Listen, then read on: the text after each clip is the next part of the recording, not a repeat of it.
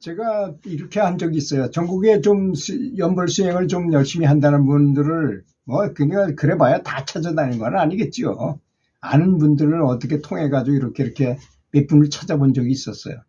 아마 서로 대화하면서 도움도 받고 좋은 정보는 서로 교환하고 또 이야기를 통해서 또 도담이 재밌잖아요. 도를 닦는 사람은 도에 대해서 얘기하는 걸 좋아하잖아요.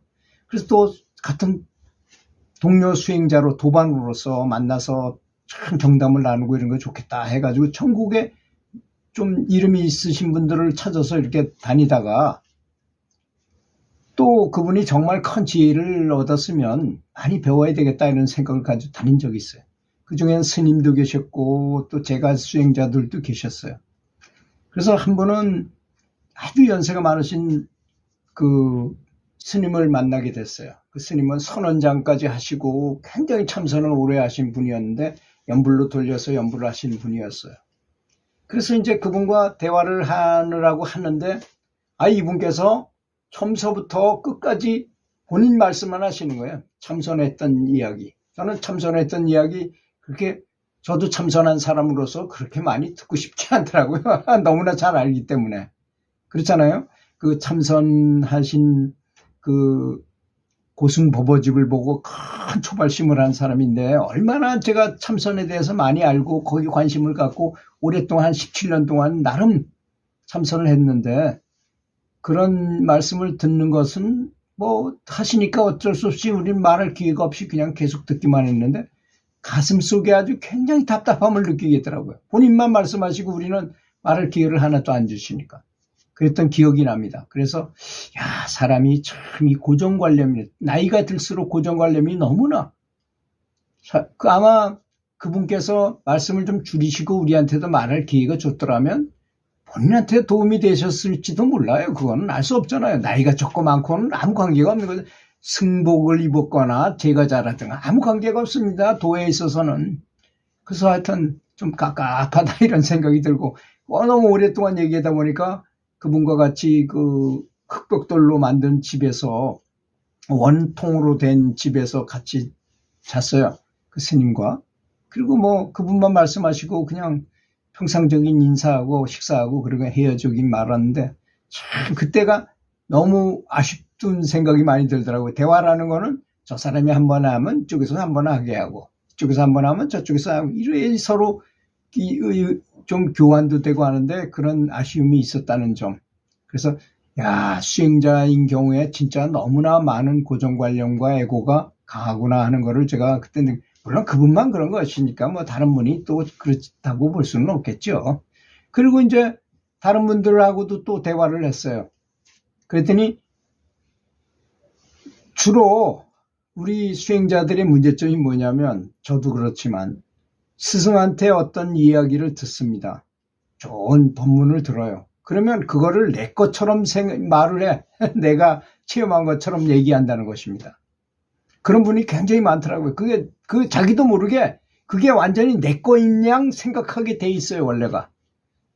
그거는 스승님이 체험한 것에 불과하고 나하고는 아무 관련이 없다고 봐도 되는 것입니다. 그렇잖아요. 그분은 깨달음을 얻은 상태에서 그런 말씀을 하신 거고 그분의 입장에서는 그냥 전하는 것에 불과하는 것입니다. 그런 얘기는. 그런 얘기도 또 깝깝하게 들었던 적이 있었고 내가 먹어서 소화시켜서 그 다음에 뱉어서 이 말을 해야만 다른 사람이 듣기에 공감이 가고 그 말이 맞는구나 이렇게 생각하지 않겠는가 이런 생각이 들어요. 그래서 소크라테스 생각이 나더니 저거 소크라테스 같은 사람이라는 건 아니고 아테네에 있던 소크라테스가 그 무당한테 그걸 받잖아요. 당신이 이 세상에서 가장 똑똑한 사람이다 이런 말을 받아서 정말 그런가 하고 여러 사람과 같이 이렇게 대화를 해보잖아요. 그분이. 그랬더니 나는 내가 모자르고 잘 모른다는 걸 아는데 그런 사람들하고 찾아서 유명하다는 그런 학자들이나 좀 지식이 있는 사람 좀 도를 좀 안다는 사람하고 대화를 해보니까 자기 주제를 모르고 나는 최소한도 내가 무지하다는 건 아는데 그 사람은 그런 것도 모르더라는 겁니다. 유식한 척하고 계속 말만 얘기하더라는 것이죠. 그랬던 생각이 딱 나더라고요. 그래서 이거는 별 도움이 되지 못하는 일이구나 해가지고 제가 전국 각지를 여러 군데를 돌아다니면서 그런 분들을 만나다가 그만뒀어요.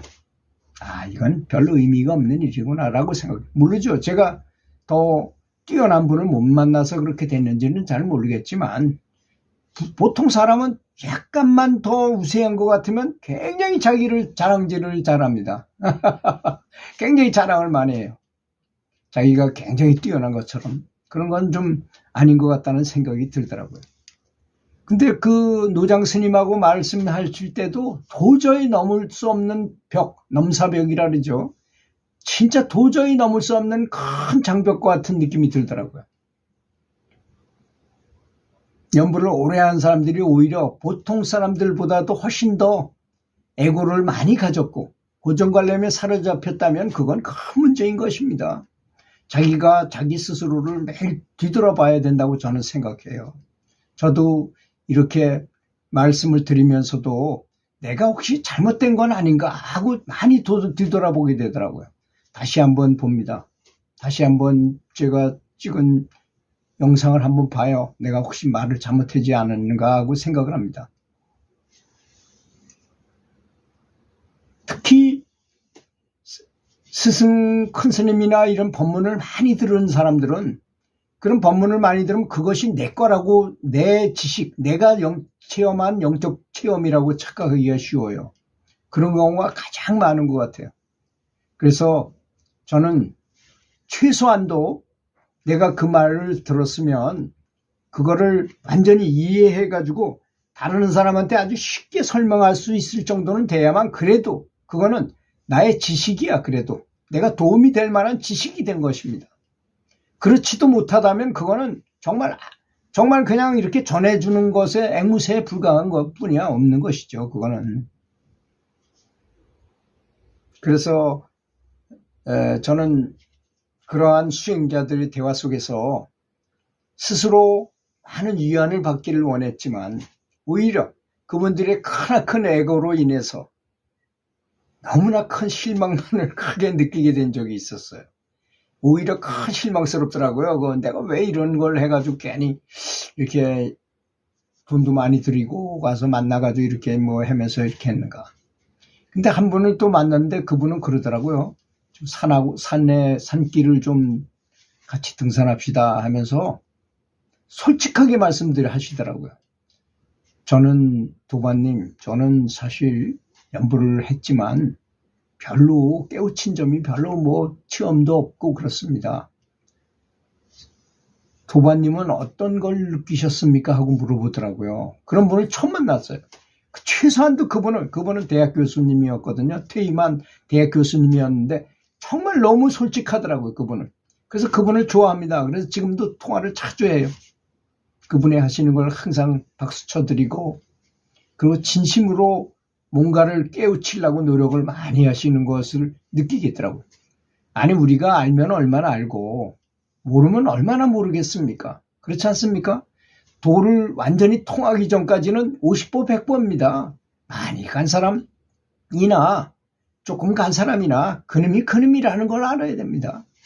그가 뭐 조금 더 우세하다 그래서 자랑할 거리도 못 단다고 저는 생각합니다. 그분하고 대화한 다음에 굉장히 마음이 편안하고 그분을 좋아하게 됐어요. 그분이 그런 질문을 하는 말.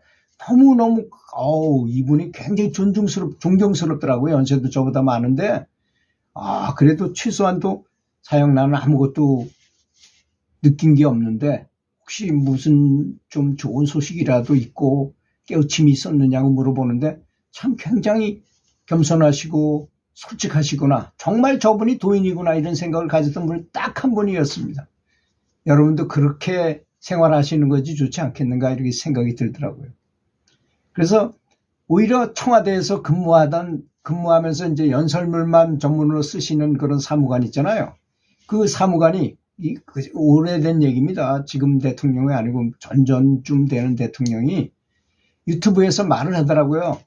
자기가 직접 블로그를 운영해서 스스로 운영하면 큰 위안을 받게 된다라고 말하는데 저도 블로그를 운영하면서 그분 때문에 블로그를 운영하면서 많은 위안을 받았어요. 다른 사람하고 대화할 것이 아니라 블로그에다 글을 쓰는 거예요, 그냥. 다른 사람이 보죠, 그러면. 그럼 그 사람들하고 대화를 하는 거야. 그냥 일방적인 대화지, 나는 일방적으로 하는 거지만, 다른 사람들이 뭐 댓글도 달고, 좋아요도 누르고 그러니까 소통이 되는 것을 느끼겠더라고. 오히려 그것이 훨씬 더 낫더라고요. 사람을 만나서 얘기하는 것보다는. 그래서 유안을 많이 받았어요. 제 블로그에는 한 4만 개 이상의 글이 올라가 있어요.